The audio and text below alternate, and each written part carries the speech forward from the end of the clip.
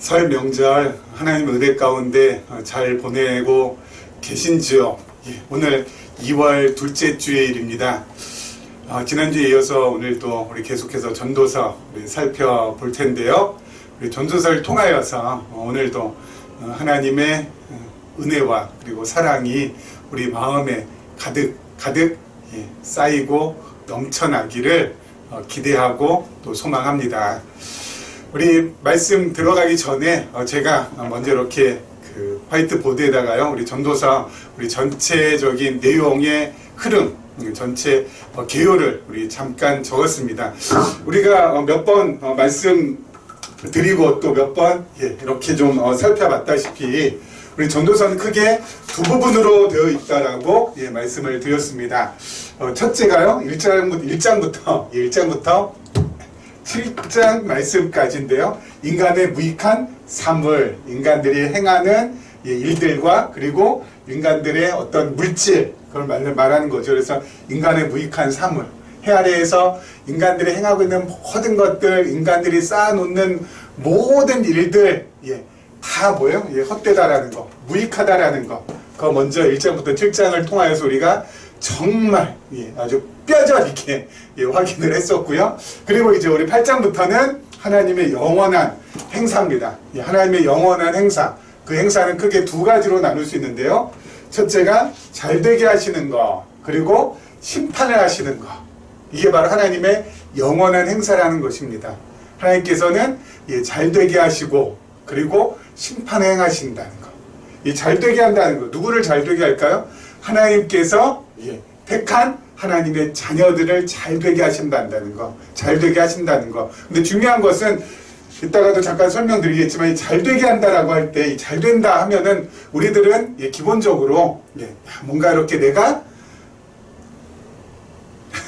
뭔가 내가 눈에 보이는 내가 뭔가 눈에 보이는 것으로 나의 빈 주머니를 채우는 것.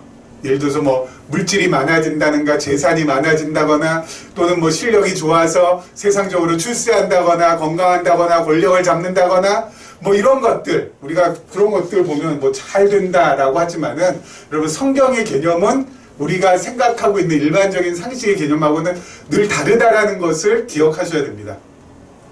성경에서 잘 된다는 것은 주로 어디에 포인트를 둘까요? 현실적인 것에 포인트를 둘까요? 아니면 영적인 것에 포인트를 둘까요? 영적인 것에 포인트를 당연히 두죠. 그래서 잘 된다라는 것은 바로 뭐냐면은 우리의 영이 하나님께 더 가까이 가게끔 되어지고, 그리고 하나님을 더 많이 깨닫게 되고, 그리고 하나님을 더 많이 느끼게 되고, 하나님께 더 많이 나의 것을 드리면서 가게 되는 그 영적인 것, 그것이 바로 잘 된다라는 개념이라는 것, 여러분 잊지 않으셨으면 좋겠습니다.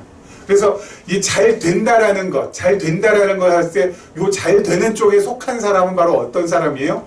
잘 된다는 것에 속한 사람, 하나님께서 택한 자녀들, 하나님의 자녀들이 바로 잘 되는 거예요. 전부 다 하나님께서 정말 택한 자녀들에게는 영적인 복을 주세요. 신령한 복을 주세요. 바로 뭐예요? 그게 바로 하나님께서 영원 안에서 우리를 그리스도 안에서 택하시고 예정하신 것. 우리가 정말 그 어떤 노력으로도, 그 어떤 실력으로도, 그 어떤 재력으로도, 그 어떤 체력으로도 그것은 우리가 성취할 수 없는 거예요. 하나님께서 일방적으로 베풀어 주신 복이니까요. 우리 바로 그 복을 받은 사람이에요. 이미 받은 사람이에요. 이미 받은 사람. 어떻게 보면 우리는, 어떻게 보면이 아니라 정말 우리는 잘 될 수밖에 없는 사람들이에요. 잘 될 수밖에 없는 사람들. 근데 내가 지금 잘 되고 있다는 사실을 알지 못하니까 깝깝할 뿐이죠. 그렇죠? 하나님의 자녀들은 잘 될 수밖에 없어요. 그런데 내가 지금 얼마나 잘 되고 있고, 내가 진짜 얼마나 지금 이 잘 되고 있는 정도가 정말 이 극대치에 이르렀는지를 우리가 깨닫지 못하니까, 늘 현실 세계 속에서 그냥 팍팍팍팍 거리면서 살아가니까 예? 그걸 깨닫지 못하니까 우리가 좀 힘들고 어렵고 그럴 뿐이지, 말씀을 통해서 성령께서 우리를 조명해 주셔서 우리를 갖다가 밝게, 내 생각과 마음을 밝게 해주셔서 그걸 깨닫게 된다면은 여러분, 내가 지금 얼마나 잘 되고 있는 사람인지를 확인받을 수 있게 된다고요. 그렇죠? 그리고 하나님께서 영원한 행사가 아니라 또 하나가 뭐예요? 심판하시는 거. 그럼 누구를 심판할까? 물론 우리도 심판대에 서죠. 우리가 받는 심판은 어때요? 상을 위한 심판. 상이라고 그러니까 또 좀, 예, 뭔가 이렇게 열심을 또 내야 되나 그런 건데, 그것도 일방적으로 주어지는 상입니다. 그렇죠? 일방적으로 어떤 상이요? 영생. 그렇죠? 영생. 영생의 심판 우리가 받지만은, 그렇지 못한 사람, 하나님의 택함을 받지 못한 사람은 어때요? 심판받을 때, 예, 영벌의 심판을 받게 되는 거죠. 하나님께서는 하나님의 자녀들 잘 되게 하시고, 하나님의 자녀가 아닌 불택자들은 심판하시는 그러한 영원하신 하나님이라는 것을 8장부터 12장까지 우리에게 확인해 주고 있습니다. 자, 그러면 이런 질문 나올 거예요. 야, 잘 되게 하시고 심판하시고 이거 하는 거, 그럼 잘 되게 하시는 건 참 좋은데 하나님께서 잘 되게 하시는 사람들은 언제요? 아까 말씀드린 것처럼 이 역사가 진행되는 동안에, 지금 역사가 진행되는 동안에 여기에서 우리가 지금 태어나서 지금 여기 지금 현재를 살고 있고, 그리고 나중에 이제 이 세상을 졸업할 날이 오겠죠. 자, 그러면 이 세상에 우리가 지금 이렇게 살아가면서, 지금 현재 살아가 앞으로 살아가면서 하나님께서 우리가 하는 행동, 우리의 행위를 보시고, 야, 너는 역적으로 잘 되게 해주고, 너는 정말 내가 영생의 심판으로 나의 나라에 함께 할 거야. 그리고 너 하는 짓 보니까 형편없네. 이거 안 되겠네. 해가지고 하나님께서 우리의 역사가 진행되는 거야. 우리의 인생길 진행되는 동안 우리가 하는 것을 보시고 하나님께서 판단하셔서 어때요? 영생을 주시기도 하시고 또 영벌을 주시기도 하시고 그런 걸까요? 아니라는 거죠. 그럼 뭐예요? 창세 전에 영원 안에서 이미 하나님께서는 잘 되게 할 사람과 그리고 영벌에 심판당할 사람을 하나님께서 어때요? 이미 정해 놓으셨다고요. 그렇죠? 정해 놓으셨다고요. 아니, 그러면 이거 너무 불공평한 거 아닙니까? 여기 우리가 뭔가 이렇게 잘하고 못하고 이거에 따라서, 예? 영벌도 받고 뭐 영생도 받고 하는 것은 이건 뭐 당연한 거지만 이거는 너무 불공평한 거 아닙니까? 예? 하나님께서 이미 우리가 뭐 이 땅에 뭐 태어나기도 전에 이미 잘 되게 할 사람, 또 심판 받아서 영벌에 처할 사람 하나님께서 이렇게 정해 놓으셨다라는 거, 이게 말이나 됩니까? 너무 불공평한 거 아닙니까? 그렇게 질문할 수도 있겠죠. 그런 질문이 지금 시대뿐만 아니라 어때요? 예. 초대교회 당시나 또는 예수님 당시에도 있었던 것 같아요. 사도 바울이 로마서 9장에 보면은 토기장의 비유를 합니다. 토기장이가 하나님이죠. 그래서 토기장이의 비유를 통하여서 무엇을 말합니까? 토기장이가 이거 내가 요 그릇을 하나 이렇게 빚어서 이걸 갖다가 내가 천하게 쓸 것과 그리고 귀하게 쓸 것, 이거 나눌 수 있는 권한이 토기장이한테 있지 않느냐. 그렇죠. 당연하죠. 토기장이가 어떤 그릇을 빚을 때 내가 이걸 갖다가 빚어가지고 천하게 쓸 것, 그리고 또 하나는 뭐야? 이건 귀하게 쓸 것. 토기장이가 어때요? 자기 마음대로 그렇게 정해가지고 그렇게 사용하잖아요. 그렇죠. 천이 쓸 것은 천하게, 그리고 귀하게 쓸 건 귀하게. 토기장이의 그건 권한이잖아요. 하나님께서도 마찬가지라는 거죠. 하나님께서 귀하게 쓸 사람, 영생으로 이끌어갈 사람, 그리고 영벌로 이끌어갈 사람, 하나님께서 그렇게 할 수 있는 권한 없느냐, 그거거든요. 여러분, 하나님 성경에서의 공평이라는 것은, 뭐 세상에서의 공평은 뭐냐면요, 노력한 만큼 결과 없고, 노력하지 않으면은 좋은 결과 못 얻고, 노력하면 좋은 결과 없고, 그리고 잘하면 성공하고 못하면 실패하고 뭐 이런 거잖아요. 근데 성경에선 그게 아니에요. 성경에선 그게 아니라 뭐예요? 하나님의 뜻대로 되어지는 모든 것들이 전부 다 공평이에요. 하나님의 뜻대로 하는 거, 하나님 마음대로 하는 거, 그게 바로 공평이라고. 그러니까 세상에서 말하는 공평의 개념과 그리고 성경에서 말하는 공평의 개념이 엄청 다른데, 세상에서 말하는 우리가 공평의 개념을 어렸을 때부터 어때요? 교육받고 경험하고 살아왔기 때문에 그것을 그대로 들고 성경을 딱 보는 순간 어때요? 성경은 온통 불공평한 것들이죠. 온통 불공평한 것들이죠. 거기에서 우리가 성경에 바르게 접근하지 못하게 되는 것이죠. 근데 성경은 성경 자체에 이 계시적인 논리가 있거든요. 그것을 따라가야 되죠.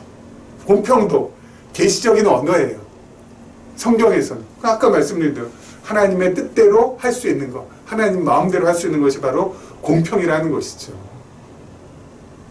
그래서 하나님께서 영혼 안에서 잘되게 한 사람, 그리스도 예수 안에서, 그리스도 안에서 택함 받은 사람은 이때 하나님께서 태어나게 하시고 지금 살아가게 하시고 이제 마치게 하시는 이 동안 뭐야? 하나님 배우고 그리고 하나님 깨닫고 하나님 섬기고 하나님 경외하며 살아갈 수 있도록 그렇게 하시고, 그러다가 이제 다시 우리의 또 영원한 나라, 우리의 본향, 홈타운 가서 하나님 더 가까이 하고 더 깨닫고 더 어때요? 기뻐하고 이러는 거예요.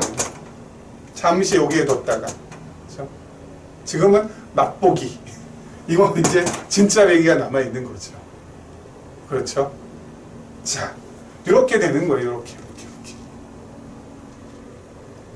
그러면 또 이거 기웁니다만 또 이런 또 질문하실 분이 계실 것 같아요.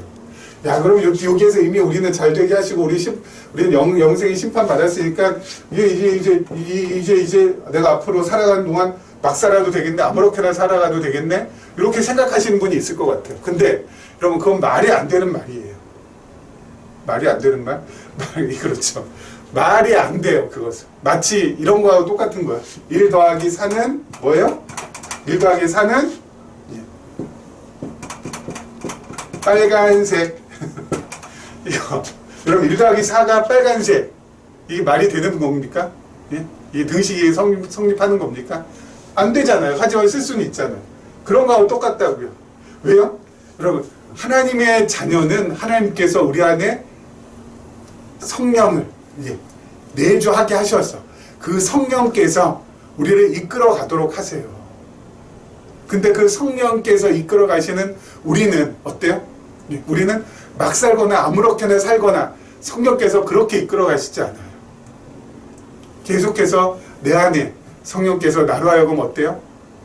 정말 하나님을 위하여, 그리고 이웃을 위하여, 그리고 몸된 교회를 위하여 멋지게 살아가도록 만들어 가시는 것이지, 규모 있게 정돈하면서 그렇게 살아갈 수 있도록 우리 안에서 우리의 생각과 마음을 이끌어 가시거든요. 그런데 우리가 막 산다? 아무렇게 산다? 이걸 다 깨달았는데도 이게 안 된다고요. 하나님의 말씀을 하나님께서 깨닫게 하시고 그리고 알게 하시고 그리고 정말 가깝게 하는 그 사람으로 하여금 막 살거나 아무렇게나 살거나 하시지 않고요. 또 그 당사자 또한 막 살고 싶은 마음도 없고요. 아무렇게나 살고 싶은 생각조차 안 들어요.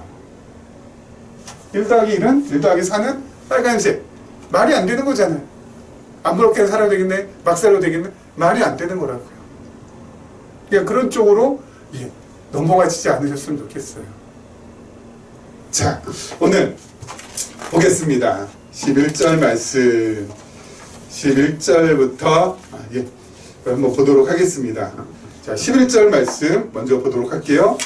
자, 악한 일에 관한 징벌이 속히 실행되지 아니하므로 인생들이 악을 행하는 데 마음이 담대하도다. 자, 악한 일 하는 사람 보면은 그냥 하늘에서 벼락이 그냥 떨어져서 당장 그냥 묵사발 그냥 내놨으면 좋겠다라는 생각이 때가 많죠. 그렇죠? 정말 나쁜 사람, 정말 독한 사람 보면은 뭐 그런 생각 안 들 수가 없습니다. 다 그런 생각 들잖아요. 히틀러가 유대인들을 갖다 600만 명이나 죽일 때 하나님께서 그냥 히틀러 그냥 그놈의 자식 그냥 다리 몽생이를 그랬으면은 그렇게까지 많은 희생자가 생기지 않았을 텐데. 자, 그런데 어때요? 악한 일에 관한 징벌이 속히 실행되지 않는다고요. 그렇죠? 그냥 즉각 악한 일 하면 이제 즉각 그냥 실행이 돼가지고 이 세상에 그냥 부조리함이라는 것은 존재하지 않아야 되는데, 근데 그렇게 안 돼요. 현실에서는 어때요? 그렇게 안 돼요. 600만 명이 희생될 때까지, 그렇죠? 그 아까운 생명들 희생될 때까지 이게 히틀러가 그냥 작살나지 않는다니까요. 지금 북한의 이 북한의 정권이 그 수많은 이 북한의 사람들을 굶주리게 하고 힘들게 하고 그러면 그냥 착살을 내면 되는데 안 된다고요. 안 된다고요. 왜 그럴까요? 왜? 하나님은 왜 도대체 왜 그러실까요? 즉각 그냥 아까 말씀하신 심판을 그냥 즉각 하시면 얼마나 좋아요. 그러면은 이 세상이 조금 더 나아지지 않을까 그런 생각도 우리가 모두 많이 갖고 있죠. 그래서 우리 지난번에 한번 말씀드렸죠. 이 악한 일을 갖다가 할 때 즉각 심판이나 또는 징벌이 임하지 않으니까 여기 이런 것을 보면서 사람들이 만들어낸 게 저항적 무신론이라는 게 있다고. 저항적 무신론. 뭐예요? 하나님을 저항하면서 이러한 부조리한 세상, 이러한 말도 안 되는 일들, 이러한 억울한 일들, 이게 이렇게 생기는데도 하나님이라는 분이 정말 계시다면은 이것을 갖다가 어떻게 해서든지 정리하고 심판하셔야지 이걸 그대로 두고 보십니까? 이런 불합리하고 부조리하고 억울한 일들을 그대로 보십니까? 나는 그런 하나님 없는 편이 더 낫습니다. 저항적 무신론. 저항적 무신론이 한동안 지성인들한테 확 만연했죠. 지금도 불의한 일 그리고 이 안타까운 일들 보면은 이런 거 당연히 나올 수밖에 없고요. 그런데 하나님께서는 왜 그렇게 징벌을 속히 실행하시지 않으실까요? 그거에 대한 단서를 마태복음 13장 보면은 우리가 잠깐 찾아낼 수 있습니다. 거기 보면 가라지 비유가 나오거든요. 곡식을 잘 뿌리고 씨앗을 잘 뿌렸는데 한밤중에 사단이 와가지고 어때요? 가라지 씨앗을 뿌리고 갔어요.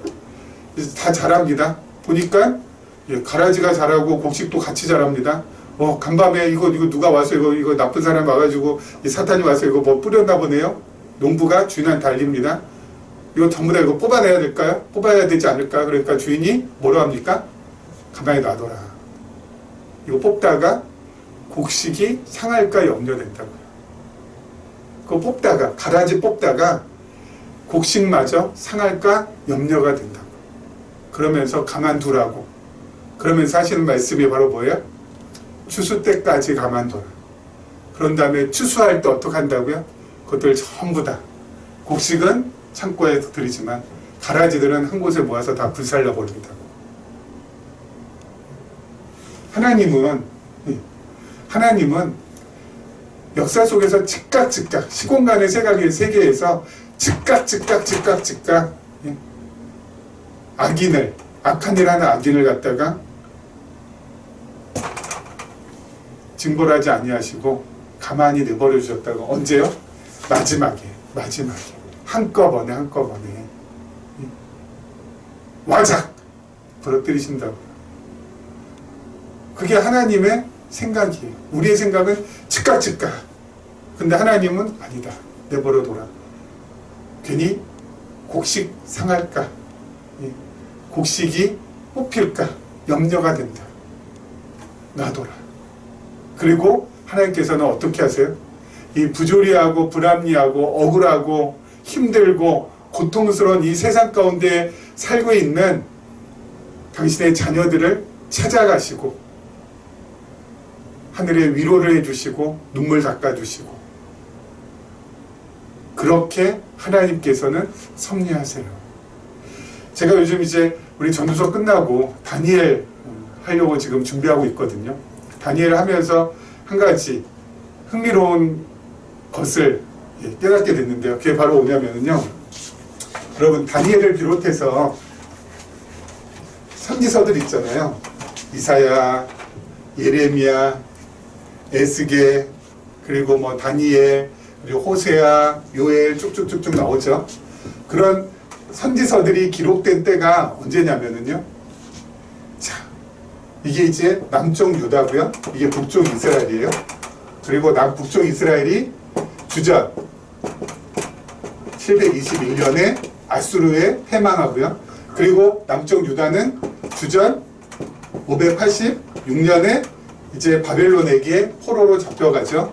그러다가 나중에 이제 돌아오게 되는데, 자, 선지자가 가장 많이 활동하고 그리고 선지자들이 선지서를 가장 많이 기록하게끔 하나님께서 역사하셨던 때가 요때. 자, 요때가 언제요? 이스라엘 백성들이 가장 고통받을 때, 가장 힘들 때, 가장 어려워할 때, 북이스라엘 망할 때, 남쪽 유다가 바벨론 포로 끌려갔을 때, 그리고 포로 시기에, 그리고 포로로 돌아왔을 때, 요때예요. 가장 힘들고 어려울 때.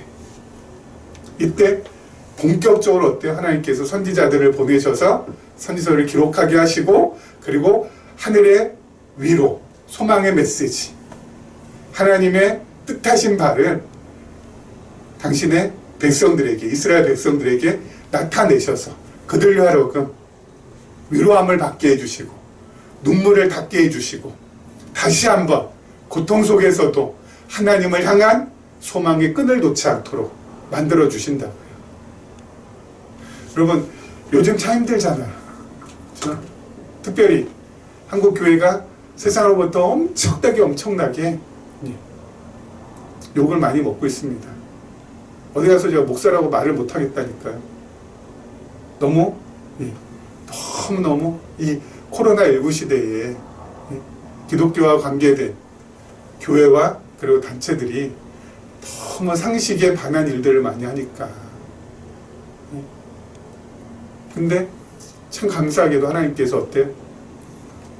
우리들에게 계시적 관점이라는 이 놀라운 성경을 보는 관점을 허락해 주셔서 이 관점대로 성경을 한 절 한 절 바라볼 수 있도록 만들어 주시고, 그리고 그렇게 계시적인 관점의 성경을 우리가 확인하고 배우고 볼 때마다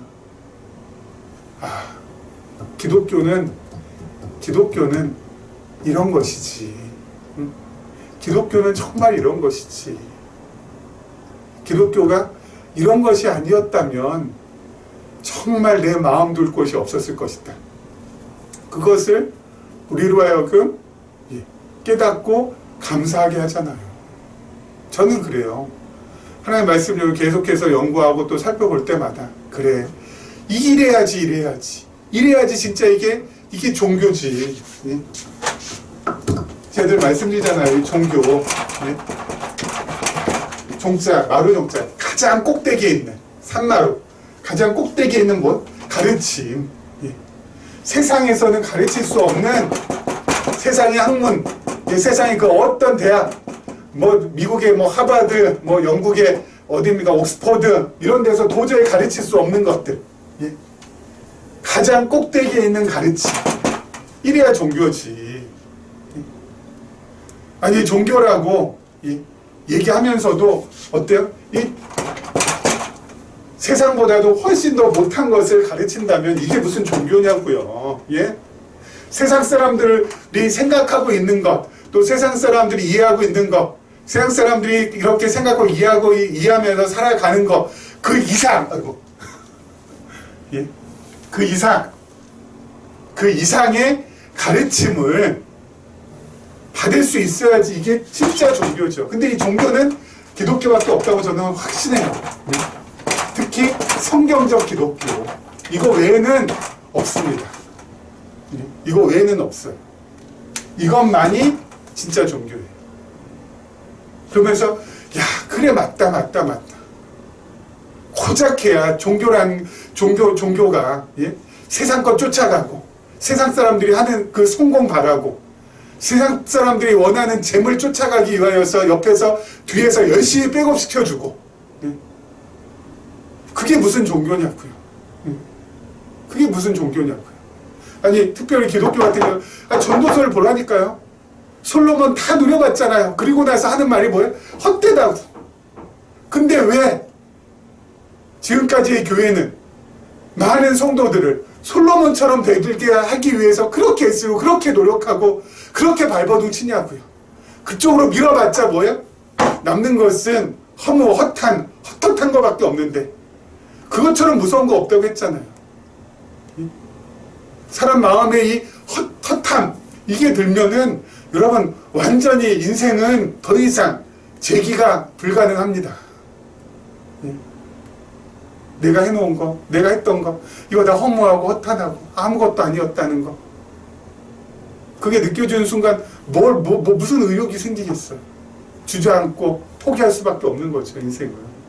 근데 왜 자꾸 그쪽으로 몰아가냐고요. 아우, 오늘 좀 흥분이 돼요. 답답해서 그랬어요. 답답해서. 종교는 그런 쪽으로 몰아가는 게 아니에요. 예? 늘 말씀드렸죠.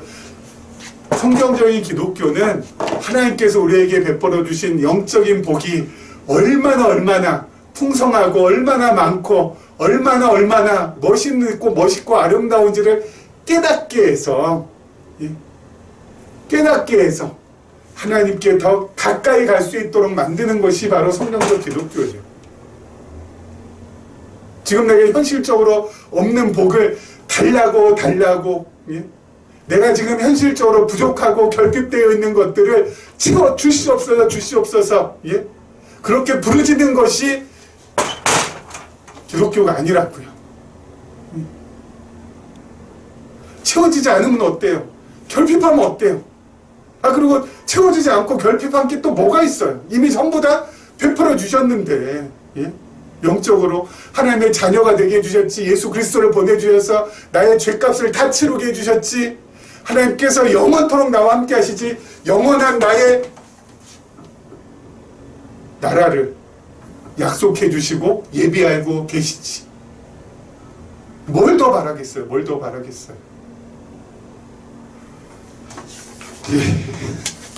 이러면 안 되는데 오늘 이 설날을 맞이해서 제가 조금 흥분했습니다. 이제 흥분을 저도 좀 가라앉혀야죠. 참 주여, 제가 신문을 좀 덜 봐야 돼요. 신문만 보면은 훅훅 올라오는 것들이 좀 많이 있어서 그렇습니다. 양해를 부탁드리겠습니다. 이제 좀 가라앉히겠습니다. 자, 12절, 13절입니다. 12절, 13절. 죄인은 100번이나 악을 행하고도 장수하거니와 또한 내가 아노니 하나님을 경외하여 그를 경외하는 자들은 잘 될 것이요. 악인은 잘 되지 못하며 장수하지 못하고 그날이 그림자와 같으니 이는 하나님을 경외하지 아니함이라. 자, 죄인은 100번이나 악을 행하고도 장수한다고 했죠. 죄인은 100번이나 악을 행하고도 장수한다 라고 했는데 여기 13절 보니까 악인은 잘 되지 못하며 장수하지 못한다. 이게 도대체 무슨 말인가요? 아니 죄인 100번이나 악을 행하고도 장수한다는 건 뭐고 악인은 잘 되지 못하며 장수하지 못한다는 건 또 뭘까요? 이건 관점의 차이예요. 12절은 인간적인 관점에서 봤을 때, 그리고 13절은 하나님의 관점에서 봤을 때. 12절 인간적인 관점에서 봤을 때는 죄인은 어때요? 100번이나 악을 행하고도, 그렇죠. 죄인은 100번이나 악을 행하고도 어때요? 이게 그냥 명줄이 길다고요. 예? 명줄이 길다고요. 사람들 그렇게 학대하고 학살했던 독재자들 명줄이 길다고요. 명줄이 길다고요. 인간적인 인간적인 관점을 볼 때는 그렇게 보지만 13절 악인은 잘 되지 못한 장수하지 못하고 그날이 그림자와 같다라는 것은 하나님의 관점. 하나님의 관점에서는 인간의 관점에서는 야, 저 사람 그렇게 나쁜 일을 하고도 막 백세를 누리네 그냥 막 그러지만 하나님 보시기에는 어때요? 그 백세라는 것도 인간이 볼 때는 긴 날수처럼 보이지만 하나님 보실 때는 밤의 한 경점의 한 점과 같아요. 아무것도 아닌 그림자와 같다고요. 악인이 막 장수하는 것처럼 우리는 막 보지만 하나님 볼 때는 뭐 장수도 아니에요. 그 점 조금 하나 찍고 딱 가는 건데 뭐. 그 차원이라고. 그러니까 하나님의 관점, 사람의 관점이라는 것을 먼저 말씀드리고요. 자, 죄인은 100번이나 악을 행하고도 장수하거니와. 자, 행위에 따라서 또 이거 말씀드렸죠.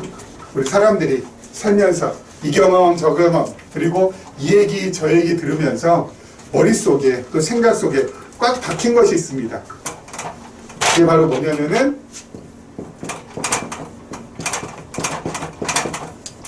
인과응보, 그렇죠? 상선벌악 뭐 이런 거죠. 행한 대로 보응받는다는 거. 그리고 착한 일하면 상 받고 악한 일하면 벌 받는다는 거. 이게 우리 생각 속에 우리 머릿속에 꽉 찌들려 있어요. 그래서 죄인이 100번이나 악한 일을 하면 반드시 어떻게 돼요? 이거는 벌 받아야 되고 이거는 진짜 어때요? 천벌을 받아야 되는 거죠. 근데 그렇지 않은 경우가 너무 많거든요. 그것 때문에 어때요? 속상해하고 그것 때문에 분해하고 사람들 그런 거거든요. 여러분 아까 말씀드린 대로 이것은 성경에서 나온 것이 아니에요.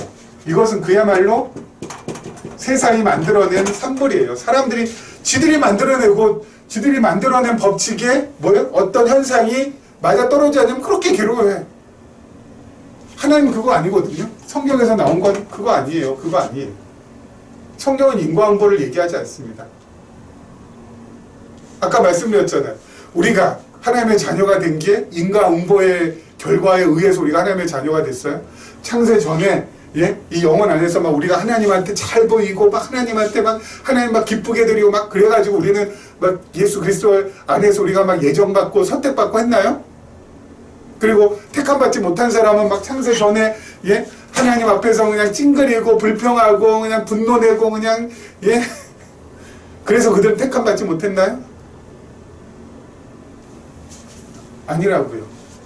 성경은 인과응보나 상선보라 아니에요. 죄인 100번이나 악을 행하고도 사람들 볼 때 길게 살 수 있어요. 아까 말씀드렸죠. 하지만 길게 산다고 해서 그것이 다 끝난 것이 아니라 결국은 뭐가 있다고요? 뭐가 있다고요? 맨 마지막에 하나님의 심판이 기다리고 있다고요. 하나님의 심판이 기다리고 있다고요. 여기 또 막 얘기할 때 또 악인이라고 해가지고 이 악이라고 해서 이걸 갖다 도덕적인 개념으로 또 이해하시면 안 됩니다. 성경에서의 악은 뭐예요? 성경에서 그럼 선은 뭐예요?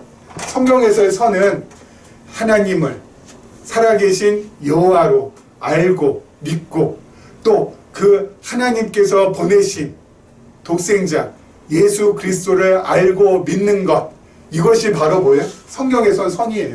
악은 뭐예요? 그 정반대죠. 살아계신 하나님 여호와를 알지 못하고 믿지 못하고 그가 보내신 예수 그리스도를 알지 못하고 믿지 못하는 것, 그게 악이에요. 그 악인들은 결국 이때 하나님께서 심판하신다고요. 영원한 심판, 영원한 불못으로 던져지게 된다고. 이 사람. 그렇죠. 우리들은 어때요? 여기에 속해 있잖아요. 여러분, 여기에 속해 있다고 해서 우리가 막 수명이 막 길어서 막 100세, 200세까지 살고 여기에 속해 있어서 세상적으로 그냥 사람들이 원하는 거 다 누리고 막 그냥 엄청난 재산, 엄청난 뭐 권력 그거 다 누리면서 산다. 뭐 이것도 말이 안 되는 거죠. 여기에 속했지만 어때요? 신약시대의 예수님의 제자들 다 어때요? 현실적으로는 힘들고 어렵고 여기에 속했지만 예수님의 제자들, 신약에 나오는 예수님의 제자를 보세요. 다 핍박받고 그리고 전부 인간적으로 볼 때는 야, 저 사람 내일 하루는 또 어떻게 넘길까? 라는 걱정이 앞섰던 사람들이죠. 그럼에도 불구하고 어때요? 기쁨으로 감사함으로 산다고요. 왜요? 현실적인 것보다는 그 영적인 것이 얼마나 자기 자신들한테 풍요롭고 그리고 현실적인 것보다 이 영적인 풍요로움을 누리는 그 기쁨이 훨씬 더 컸기 때문에 감옥에 붙들려 있어도 오히려 밖에 있는 사람들에게 내가 말하노니 기뻐하고 기뻐하라고. 감옥 안에 있는 사람이 감옥 밖에 있는 사람한테 기뻐해야 된다라고 얘기할 수 있다라는 것은 뭐예요? 그만큼 현실이 아닌 영적인 풍요로움을 누렸다라는 것이죠. 여러분, 하나님께서 우리 잘되게 하신다는 것이 바로 이와 같은 거예요.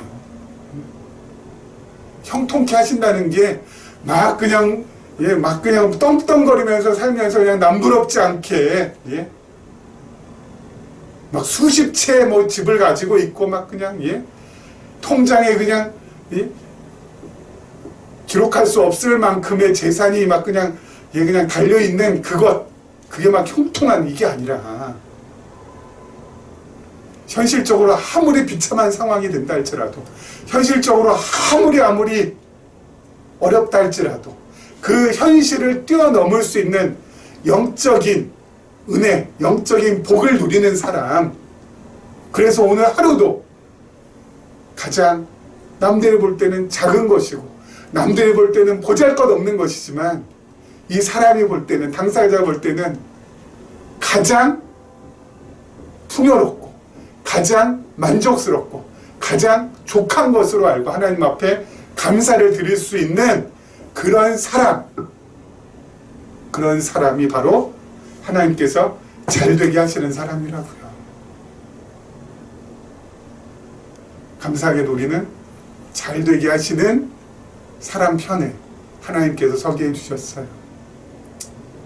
여러분, 그 하나님께 우리가 찬양하지 않을 이유 없고요. 노래 부르지 않을 이유 없고요. 감사하지 않을 이유 없습니다. 그렇지 않나요?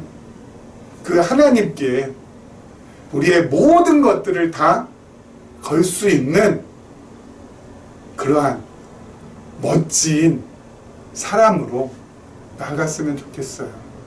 하나님께 우리의 모든 것을 건다는 건 뭔가요? 그러면 잘 되든 안 되든 슬플 때든 기쁠 때든 건강할 때든 병약할 때든 하나님 뜻대로 되는 줄 믿고 그 하나님께 감사의 노래를 불러드립니다 라고 고백하며 어떤 상황과 어떤 형편 속에서도 흥얼흥얼하며 하나님께 감사할 줄 아는 사람이 바로 모든 것 걷는 사람이죠.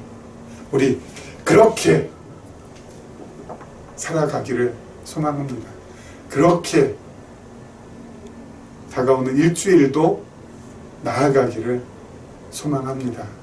이런 은혜가 우리 모두에 있기를 주님의 이름으로 축원합니다.